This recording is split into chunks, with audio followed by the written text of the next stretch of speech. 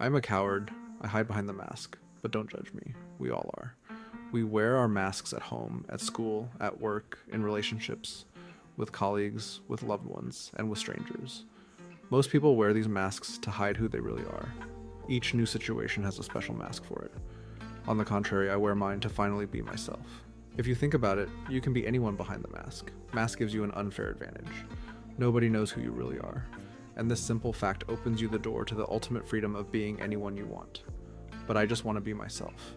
You see, I'm not bulletproof. My body isn't. My soul isn't either. And it takes somewhat of an emotional bulletproof vest to come out like this in front of everyone and admit your mistakes, show your weaknesses, and expose your inner self for all the dirt people are going to immediately start throwing at you. Because trust me, they will.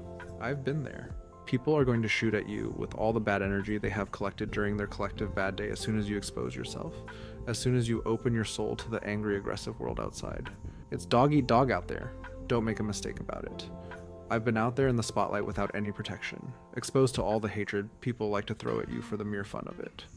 And I didn't quite like the feeling. Moreover, it didn't really bring me any profit. I spent years trying to prove to the whole world that I'm right. Now I realize that I was trying to break the walls of indifference all along, while the doors of alternatives were open all the time. So standing against the common narrative is not the brightest of ideas. I grew a very thick skin, but it simply wasn't enough. So now I wear this mask to be able to withstand the pressure society immediately puts upon those who dare to have their own independent opinion nowadays. And that makes me a coward, because I'm a mere human, just like you. So why do I need a mask to be myself? What was it that stopped me from being myself before? You see, I always felt like I didn't belong to the place where I grew up, to the mentality of people around me, to rules placed upon me by society.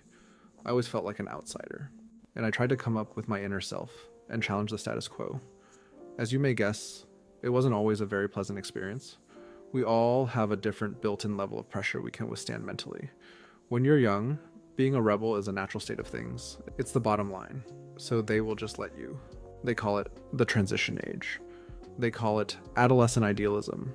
They call it black and white thinking. You get it. They call it names to devalue it, to link it to a childish behavior. And this ultimately means childish behavior is only acceptable for an immature person. This creates a dangerous narrative. Your maturity is now linked to your ability to give up your ideals. Basically, your conformity. This is how society breaks who you are. It's an example of classical conditioning. You are being trained to submit to society and follow the commands of the authority, just like a dog. Have you ever heard a phrase, if you are not a liberal at 20, you have no heart. If you are not a conservative at 40, you have no brain. It's often attributed to Winston Churchill, but it's a very simple and effective manipulation to put down your inner fire. It basically assumes that if you are refusing to break like everyone else does, you are somehow a lesser human. Realizing this, I gave up on people, but my inner fire never died. I just hid it from the wrong eyes. I wouldn't say I broke under societal pressure, but don't tell me you've never experienced a mental breakdown. Once upon a time, I just discovered that I don't have to always push through. I can just walk away. And this idea has let me free. People with bad intentions can't break me if they can't identify my breaking point. So now I wear a mask. This mask protects me from the malicious energy of negative people. Bad energy is real, you know. It penetrates our inner armor and affects our condition, the clarity of our mind. It is specifically designed to break who you are inside. A lesson I had to learn the hard way. But when you are invisible to your enemies, they can't hit you. They can try, but without any feedback, they will quickly give up. This simple idea allowed me to finally be myself. I cannot be canceled anymore. I am a nobody. Good luck with canceling nobody. So in this case, being a coward is a good thing, actually. You know, you can be anyone behind the mask. You can be a superhero. And that's the way of using a mask most people have chosen. But remember, I'm not like most people. I'm an outsider. So I wear my mask to be able to reveal my inner self, show my weaknesses and vulnerabilities without being judged. Most people wear their invisible masks because they are trying to show to the public how flawless and perfect they are, get admiration, attention, and jealousy. But I just want to be myself under this mask. So I wear mine proudly. I hide in plain sight, because I have nothing to hide from you. But it also means one more interesting thing. If I can be anyone I want, I can do what I want without any consequences. It may sound cringy, but I've always wanted to teach. Well, teach is not exactly the word I'm looking for. More like being a mentor for my younger self, because I never had one. I never had an older brother who would guide me in tough life situations. All the things I learned, I had to learn the hard way. and it left so many scars on my soul, most of which were totally unnecessary. Now I may be old, thick-skinned, emotionally cold, and beyond saving, but I still remember.